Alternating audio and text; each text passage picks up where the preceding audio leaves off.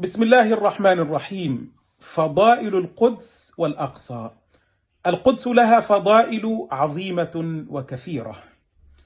القدس هي الأرض التي بارك الله حولها، هي أرض الرباط إلى يوم القيامة، هي أرض المعاد، هي أرض المحشر والمنشر، هي قبلة المسلمين الأولى، هي سكن الأنبياء.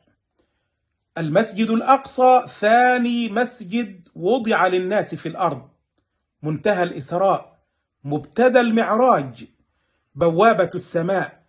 القدس هي مبعث الأنبياء ومهبطهم من السماء، هي أرض النبوات ومهد الرسالات، هي ديار أيوب ومحراب داود وعجائب سليمان ومهد المسيح ومهاجر إبراهيم وأمنية موسى عليهم السلام.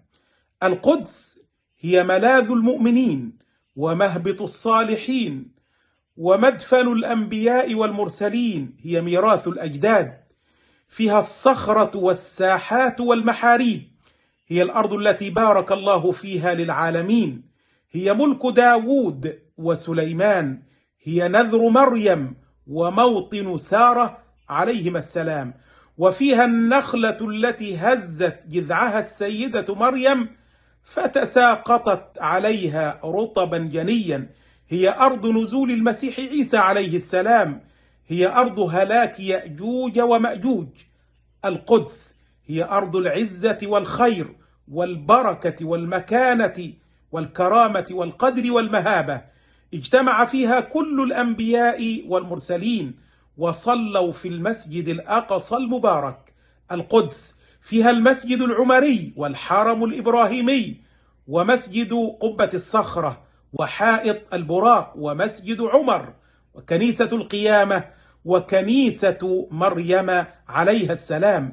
القدس عاش فيها من الأنبياء إبراهيم ولوط وإسماعيل وإسحاق ويعقوب ويوسف وداود وسليمان وصالح وزكريا ويحيى وعيسى عليهم السلام.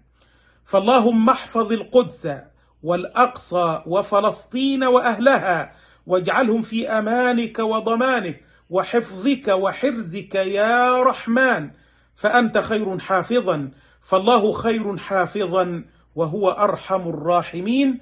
وآخر دعوانا أن الحمد لله رب العالمين.